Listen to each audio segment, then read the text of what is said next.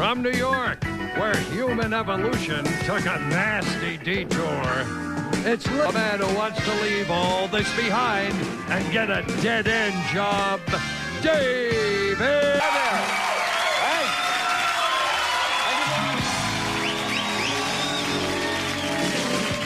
to the program, ladies and gentlemen. Thank you very much. Nice to have you here. My name is Dave.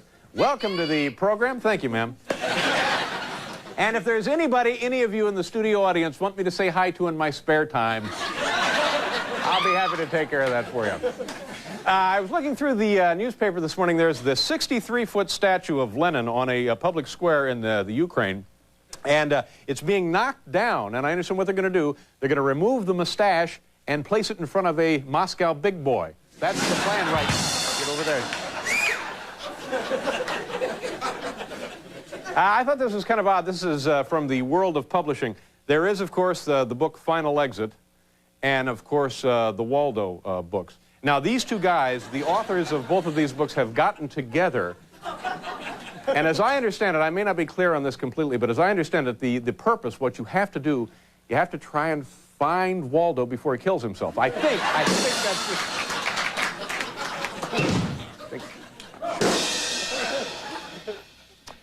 There's a poll that shows David Duke. He's trailing his competitor, Edwin Edwards, for the Louisiana governor's race by 6 percentage points.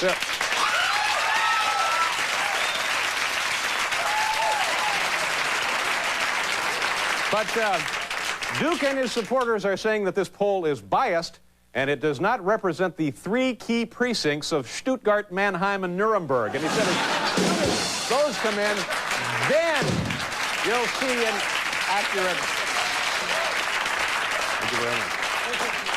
Thank you. We're hoping to win a Peabody. Thank you very much.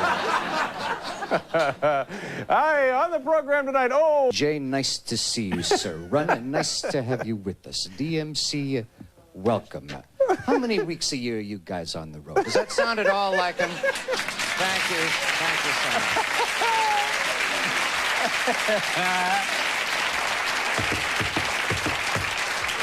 Paul, I'm nothing if not a shrewd judge of real estate. Would you say that's true? On that.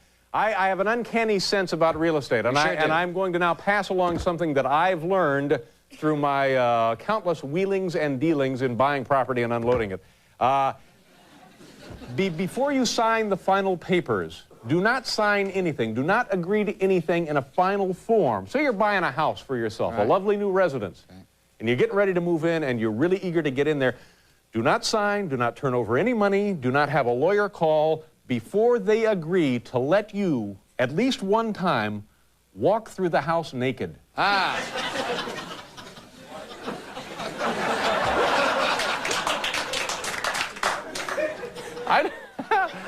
not comfortable in a house that I haven't walked through naked at least once. Man, I'm glad to know that about you. Ladies and gentlemen, boys and girls, and moms and dads, as you know, on November 16th, the voters of Louisiana will be selecting a new governor for their state. And tonight, as a public service, we thought it would be a good time to take a look at the background of one of the candidates, David Duke, all right? First, let's take a look now at David Duke's supporters. We have a little chart here reflecting that. Who are they exactly? Well, 10% heard good things about him while they were in prison. 17% are willing to support a reformed Nazi only if no real Nazis are running. And finally, 73% think he's related to the big comic strip dog Marmaduke. So those are the David Duke supporters. Most voters know that at some time in his life, David Duke has had plastic surgery. Just how extensive was that plastic surgery? Well, here's a picture of how he looks today. There he is right there. And now, here's how he looked 10 years ago. You judge, you tell me, how extensive is that plastic surgery? If you've been following current events, you may be able to recognize this sound. Listen carefully. Gnu tru gu butonora guru nuto natora gu nu you u. All right. That's right. It's a Duke supporter trying to pronounce gubernatorial.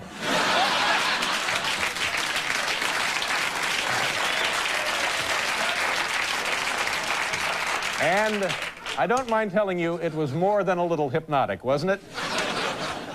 In Washington, D.C., Republicans and Democrats alike have been quick to denounce Duke. He did, however, receive this friendly telegram from a surprising source. I have a copy of it right there. Take a look. Read along with me if you will. It reads, "Thanks for taking the heat off me, Teddy." Teddy. You know,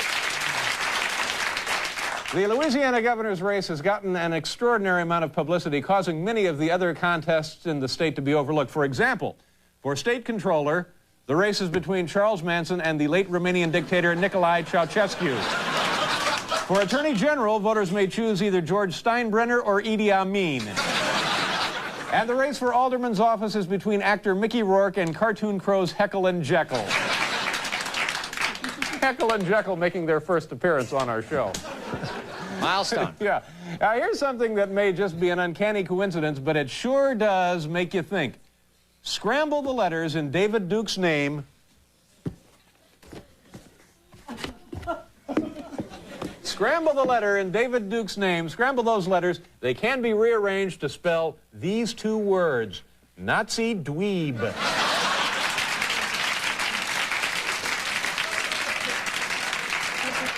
You have to scramble them. I've heard of the Soul Train scramble board, but that's Yeah, no, you got to scramble them. Yeah, you get Nazi dweeb. A mere child of two could scramble those letters and come up with Nazi dweeb.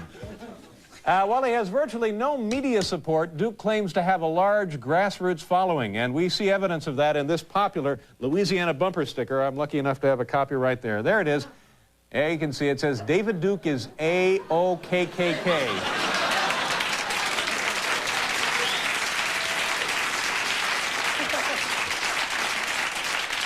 And finally, Duke's style of politics is unique, and so are the crowds who attend his rallies. Here, we see a typical crowd doing the wave at a ball game.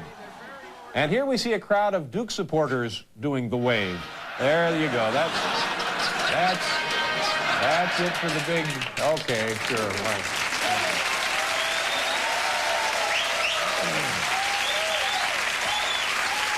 All right, let's see.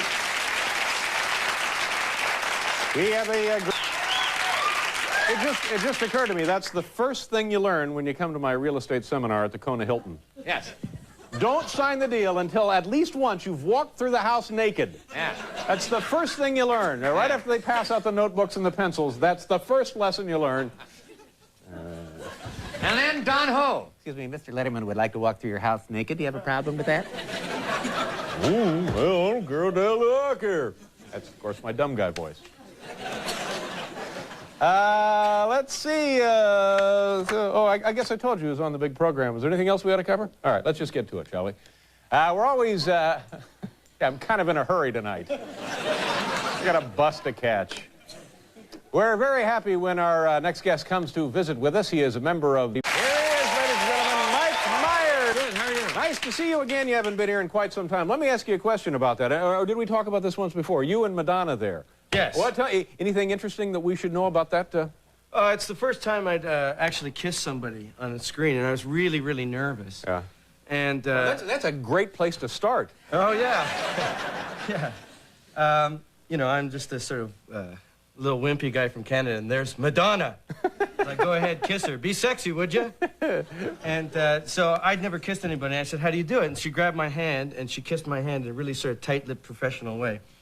I thought, okay, great, I'm going to be comfortable with this. And we're just about to start filming, and she says, "By the way, if you slip me the tongue, I'll kill you." Yeah. So I was like, oh, okay. Let's go. I started to get a bad sort of nervous giggle. Was she nice? Did you get Very to nice. talk to her a bit? Yeah. Very nice, very professional, and she was very nice. Yeah. She led me through it, and I was scared, and she was nice, and she was gentle. Okay. Let's see now. It's been about a year since you were here. What have you done? Fill us in on your life there. Well, I went to Hawaii. Vacation? Yes. Good. Which I thought I would never do because my dad, who's English, said, "Oh, I'd never go to Hawaii. They killed Captain Cook." Was he a friend of the captain's? No, it was just they bloody murdered him. Cold-blooded in his sleep, mate. The Hawaiians. And Dad, that was 1779. 200 years, you're still holding a grudge. And he was very upset about that. Murdered him in his sleep. Yeah. I couldn't even have pineapple in the house. He'd start getting mad. No pineapple or poi. Yeah. Get it out. So for that reason, he had crossed Hawaii off as a possible vacation. Exactly. And you thought, yeah, I better I'd never go. been, and I thought, well, I'll go. So I went, and there's 3 things I wanted to do. I wanted to see a volcano. All right. I wanted to see Pearl Harbor, and I wanted to see Don Ho. Sure. So we went to this hotel, which was the home of Don Ho. And we went Where is this, when you say Don Ho? Where does he live? In Honolulu. And is that what they call the Big Island? I don't know. Let's just call it that. We'll call it Honolulu. Let's go, okay, whatever. So we went there and went and saw the show, and it was in this weird sort of Buckminster Fuller geodesic dome with a Polynesian motif. And, it was very strange. And as part of admission is you get a free drink. And Robin and I, my girlfriend Robin. Robin? Yeah, you've mentioned Robin Yes. on your other visits. Yeah, I mention her every time. She's starting to turn into the Fang of the 90s. So, Fang, a reference, of course, to Phyllis Diller. Yeah. Anyway, so I sitting there. I never drank, and I had what they called a chi-chi, and it tasted really sweet. It was like Kool-Aid. So we both sucked it back really fast. So like this, and then all of a sudden we were wasted. Yeah. And so the Don Ho show is about to start, and it's, ladies and gentlemen, if you'd like to meet Don Ho, please come to the left of the stage. So we go, sure, let's go! So we went back, and Robin, who never does this, but she was just wasted, went past his big bodyguards that looked like guys from Hawaii Five-0. Mr. Ho, we'll see you now. So we went, sat down, and hi, how do you do? And then you get your photograph taken, but Robin goes, he's on Saturday Night Live! Which she never does, and I was like, oh no, get a load of her. And I said, oh really, what are you doing here? And then we both, for some reason, we panicked and went, we're on our honeymoon, which wasn't true. Yeah. But It's not bad. we panicked. Yeah. And I think later on we realized it's because you get everything free, or at least cheap, in Hawaii. And it's just one of those things, you know. I think it's one of my dad. If you do go to Hawaii, say you're on your honeymoon. So, A lot of good it did Captain Cook, though. oh, that's it. Yes. So we said we're on our honeymoon, and he goes, Saturday Night Live. Oh, what's your name? Mike Myers. Mike Byers? No, Mike Myers. Oh, all right, come and do a skit with me. So we're watching the show, and it's this weird sort of like gunga chicka gunga chicka gunga. And then he sings like Wind Beneath Your Wings, only he has his microphone down at waist level. It's like minimum effort. And it's on 10, so it's like, you are the wind beneath my wings. Sounds like a 45 done at 33. Yeah. And then she goes, now we'd like to do a skit with Mike Byers from Saturday Night Live. So I come on, me and Robin. He's calling you Bike Byers. I swear to God, he called me Mike Byers. So that's Mike, actually, but oh well. So we go up, and he goes, so you're newlywed. I get a big round of applause, Yeah, and Robin and I sure. look at each other good. Congratulations. He goes, Robin, you want to know how to keep Mike? And Robin goes, sure. Every day when he comes home, don't ask him where he's been. Right? Gets a huge laugh. And then he turns to me and goes, Mike, you want to know how to keep Robin? Every night when you come home, give him money. Yeah, sure. Crowd goes crazy. And we're just sitting there going, and then he goes, Saturday Night Live, huh? Well, I want you to know that all the boys and girls in my band are completely drug-free. And I'm sitting there, it's like, whoa, what am I, the candy man? Yeah. You know? What? So I left, and I walk, and these old ladies are looking at me like if I'm a Colombian drug lord or something. I don't know what he's talking about. Just sit down.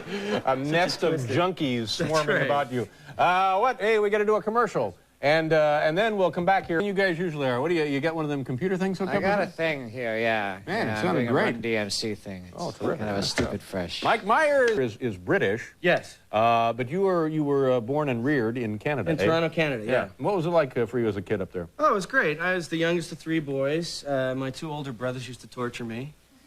They had a real neat habit of stripping me naked and throwing me in the hallway of our apartment building. I would be sitting there watching TV, and I'd hear conspiratorial tones behind me. I'd look back, and before I knew it, I was buck naked in a ball and by the elevators. You know, if you come to my real estate seminar, that's the first lesson you'll learn. Whether it's a condo, a single-family dwelling. So what would become of you out there in the hallway? Well, I'd have to wait until my mom would come home from work. But we had an Indian lady who lived next door who would come home and see me in a ball like this, like, help! And she would go, what did those devils do to you? And then she would take me in, And she was a really nice lady, and the only thing that she had to offer me in terms of clothes was I was her exact sari size. So I'd be sitting there in a sari, eating papadums, listening to Ravi Shankar, beside a statue of Siva, the many-handed one, waiting for my mom to come home and be, yeah, thanks, no, sorry about that. Can I offer some money for the papadums? Yeah, I think this answers a lot of questions, It Mike. does. And brings up new ones. The film, now, I'm surprised because I see advertisements for the film, why can't I think of the film? Wayne's World? Yeah, Wayne's World. Oh, Wayne's World, yeah. And now I'm told that the thing is nearly finished. It's done Oh, already. yeah, I haven't seen it. We've done all the shooting on it. Yeah. But I haven't seen it. You and Dana? Yes, Dana Carvey. He plays Garth, and I play Wayne. Yeah. And the storyline of the film? It's guy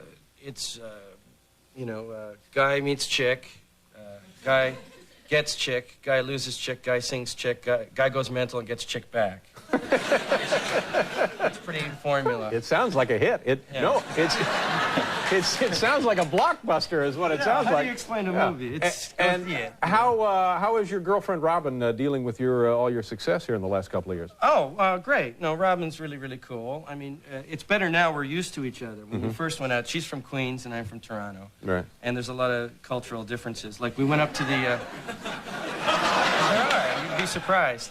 We went to the Wayne Gretzky softball tournament, which was a lot of fun. Yeah. And I was really honored because Wayne Gretzky's a god in my country. You must be a big fan of hockey. Huge hockey fan. So I'm sitting there, and we had to drive from the hotel to the banquet, and I got to share a car with Gordie Howe, which was a tremendous honor, and I was quivering, and I was really, really shaking. And, of course, Robin has no idea who he is. Yeah. So it's me, Robin, and Gordie Howe, right? For some reason, she said, I'll get in first. And I'm like, oh, chance to beside Gordie Howe. And it's like, okay, you sit there. And I didn't mind so much because all my life I had to sit on the hump. So she sat there, Gordie Howe's there, and she turns to Gordie Howe and says, so, Mr. Howe, what do you do for a living? I was like, humiliated. It's Gordie Howe. Please, God, let there be an ejector seat. Have you known Robin long? 4 years. 4 years? Well, 4 years, October 14th. And it's a pretty solid relationship, so it's okay to make little jokes about that. Oh, yeah. I don't know if she'll be so happy with my impression of her. So, Mr. Howe! Get to yourself, like... Well, yeah, but that wasn't she drinking Chi-Chis that day as well?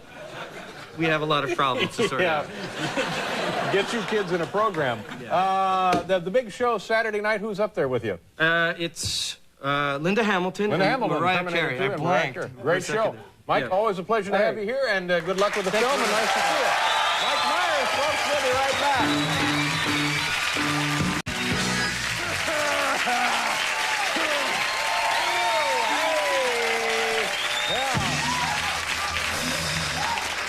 Thank you. Welcome back to the show. I have a quick Gordie Howe story. Yeah, let's hear it. One of the greats of hockeydom, one of the all-time leading scorer before Wayne Gretzky, I think, tied him. Is that right? Gordie Howe. Yeah, Gordie Howe. And for a while, he and his two sons, were playing for a WHA team in Houston, the Houston Aeros. Okay. And it was Gordie, the father, and Mark and little Gordie. I don't know the other guy's name. So I was talking to one of the kids, and there had been a fight. Somebody from another team jumped one of the Howe boys and had him down on the ice, and he is pounding him. Now Gordie is a tough guy. He has always been a tough guy and uses his elbows, very physical hockey player. He skates over there to intercede on behalf of his son who is getting pummeled. Yeah. And I said to the son, I said, well, what did your father do? Was he worried about because he was older at this time than most of the players in the league? And he said, no, Dad skated right over, took off his gloves, took his 2 fingers, put them in the guy's nose, and lifted him off me. That's all. There. Don't do that again. That's all there is to it. That's my Gordie Howe story for the holidays. Let's see, Dan Deerdorf is here. I bet he's picked a couple of guys up by the nose. I'm sure he must have. And tomorrow, Mark Straussman will be here. Fabulous. Is he cooking, Morty? He's from Coco Pazzo. Oh, yeah. He's Coco great. Pazzo. I've been to Coco Pazzo. Yeah, what? Really? What's it like? Yeah, it's great. This guy's just great. a variety of cocos from the world? Is that what it is? Some pazzos and some cocos. Yeah, there you go. Ladies and gentlemen, it's time now for a little something we call dumb ads. Actual advertisements culled from actual periodicals. Paul, theme music for dumb ads. Dumb ads.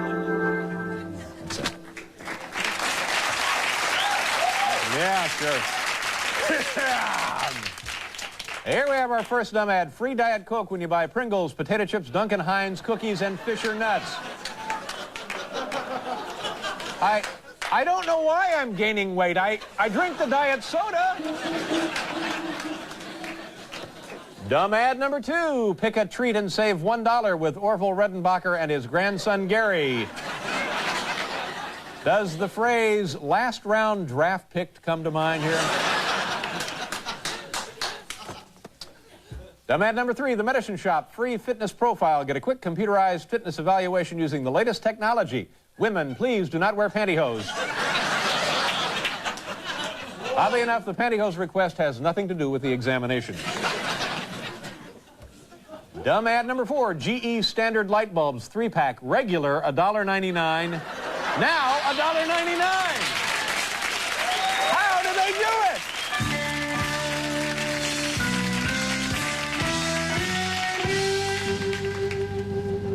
How do they do it? They pick them up by the nose. That's how they do it. Lee and Perrins for your holiday party mix. Oh, looks like a party at Paul Simon's house.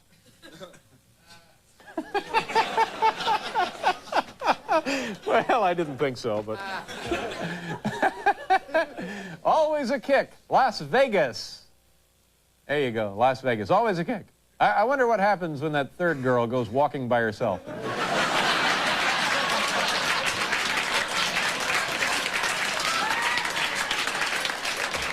Hey, lady, I could use some gas. My dumb guy again. Let's see. Dumb ad number 7. A special open house for kids at the Walter Martins and Sons Funeral Home. Children will have guided tours, stories, opportunities to ask questions, view the children's library, and special play area. You know, Jimmy, you're going to die someday, and when you do, please remember Walter Martins and Sons Funeral Home.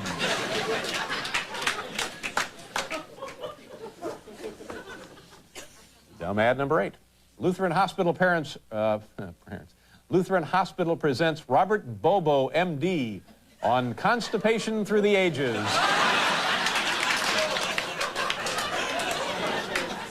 It makes history come alive. That's fascinating. I can see it again and again. That's a dumb ad. Okay, dumb ad number 9. Super savings on Colonial sleeper sofas. Now look at this. Regular, $400, only $399.95. Regular $350, only $349.95. Regular $300, only $299.95.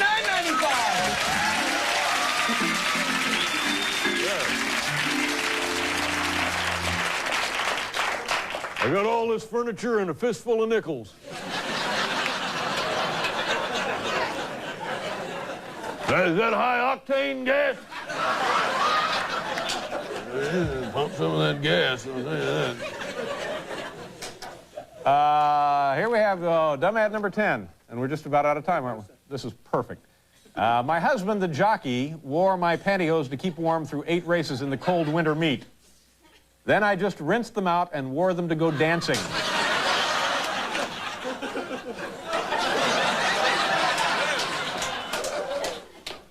I'm going to recommend counseling here.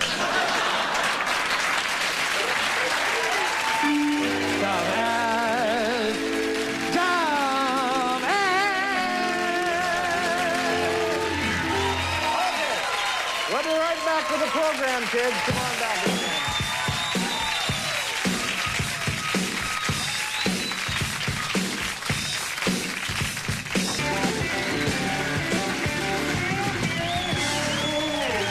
How do you do?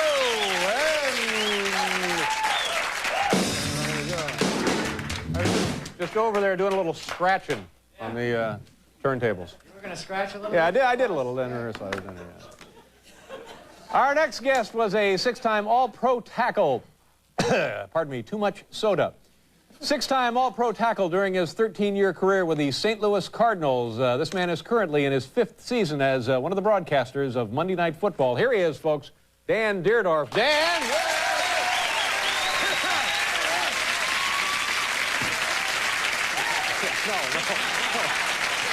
No, don't do that. No. Come on.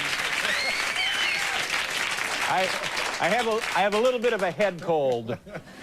I washed my hands before I came out. Did you ever do that, though? You ever see anybody do that? Your friend Conrad ever do that? Pick somebody up by the nose? No. He kind of limited himself to biting and leg whipping and crotch digging, but that was... Whoa! Wait a minute. Crotch digging for 40, Alex. But never nose. You hit the bonus word. But, you know, you think about it. I mean, when I first heard that story, I thought, man, that's odd that a guy would put his fingers up somebody else's nose. But if you want to get a guy's attention or get him off something, picking him up by the nose would do it pretty quickly, I would think so. It would. I'd like to meet the man that could pick me up by the nose. Yeah. He would instantly have my respect. I could do it. I could do it if I wanted to. Could you really? In an emergency, I could do it.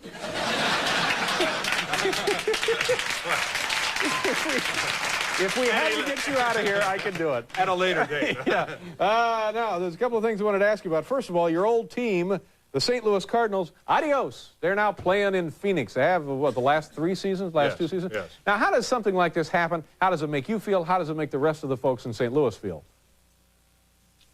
Phoenix might be offering them back. Like they have them back now, probably. They're not doing well. They haven't been a big hit in Phoenix. No, I mean... They're playing okay, right? You know, the NFL's going to... Dave, the NFL's going to expand by a couple of teams. Oh, good. And, Like to get a team in Muncie, maybe, or Logansport. You get a... For $150 million, you could enter the Derby. Oh, my. It's too much football as it is now, I think. Well, there's 28. But you know what? That's because you're in a city that has 2 teams. Now, I mean, how about cities like Baltimore? Strictly speaking, 2. 1.5. 1.5. But I mean, you have cities like Baltimore and Memphis and the Carolinas and Charlotte and places like that don't have a team. I know, but just if they can get it worldwide, they have the World League of American Football, they have the NFL. I mean, is that the best thing for the people who enjoy football, is to have it like McDonald's everywhere? Well, I don't think to expand by 2 teams is really going to affect it that way. I mean, you're at 28. You know, 2 of the divisions have less teams than the other. I mean, it's uneven the way it is. If they went to 30 teams, then they'd have 6 divisions of 5 teams each, and I think everything would be equal, everything would be balanced. But that would be it. When you came into the league, how many teams were there? 26. Really? So you got into the modern era then, didn't you? Yeah, the only 2 that came in were Seattle and Tampa. Yeah. When I was a kid watching football at home back there in Indianapolis, there were only 2 teams. It was Chicago and Green Bay. It was a 2-team league, and that's all you saw. Things haven't changed in Indianapolis very much. No, that's right. Yeah, it's a tough winter for the folks there in the Circle City. The other thing I want to talk to you about is I will not, this is my vow for New Year's, I will now not watch a sporting event that takes place on artificial turf. I'm done. I've had it. Carpeted here. Well, all right, let's go, Dan. I don't blame you. I don't blame you. I mean, why? I mean, you can make the argument in some cities where they have to have a dual-purpose stadium. Where maybe it's a tractor pull on Saturday night, a baseball game and a football game within 24 hours. I suppose they so. They can make a legitimate... But that there are places like the Meadowlands here in New York... It should be grass. That there are places like a Busch Stadium in St. Louis where they only play baseball, that they are artificial turf. I agree with you. It's a travesty. And I think there are a few stadiums now that were originally constructed as artificial turf venues that are now going back to the natural sod. My alma mater, the University of Michigan, just did it. Yeah. They ripped out the turf and went back to grass. Makes a lot of sense. Dan, we want to quiz you on a little something here. I think this is something you're in charge of on Monday nights. I have in my hand the disclaimer.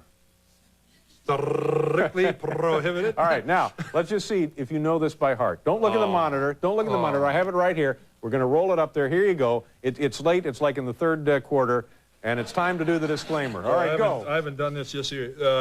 This telecast is presened let's see. Yeah. With the authority of the National Football League. Yeah. Its use is intended for the viewing audience, and any reproduction is strictly prohibited. Yes, very good.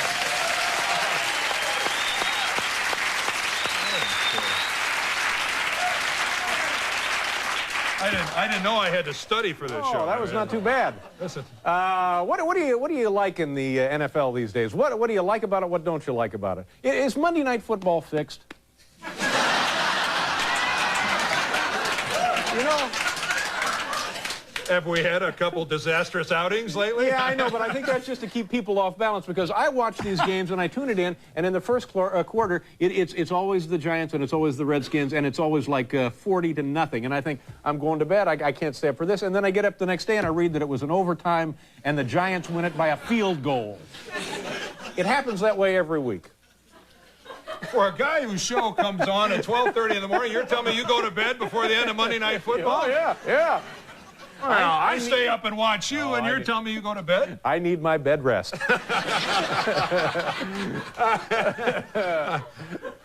No, they're not fixed, but I hope you're comfortable knowing that you've made the commissioner just fall off his chair. No, it's a joke. We're, of course, just joking. It's not. What do you like about the league these days? What don't you like about it? I like the fact that it is still the most popular game in America. The popularity is unbelievable, isn't it? Professional football, and no disrespect intended to baseball. It incites more passion, more powerful feelings, more interest than any other sport in the nation. I mean, there are other events I think are exciting, the Final Four, the World Series, the U.S. Open tennis, golf, whatever, but nothing seems to light the fire under people the way pro football does. Yeah. Is the kind of football that's being played by the NFL, is it as exciting as we think the old AFL was, or is that just a vision, a memory that's been blurred by time? You know what I'm talking about? Yeah, I Cookie understand. Gilchrist and those guys, and Jimmy 80-yard Brown passes, and you know, I think you're seeing exciting play. And I think this is a bad time to ask that question.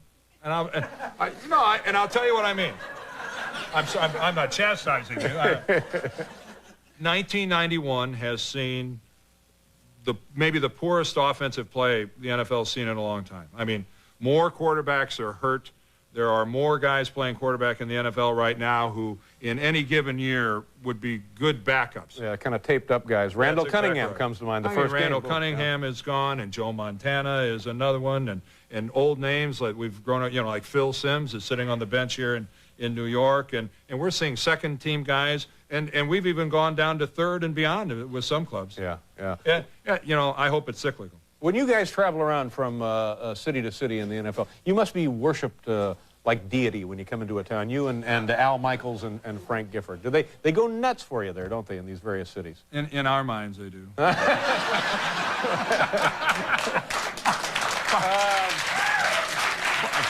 By the way, I just want to know if I should be saving a locker for you over at ABC.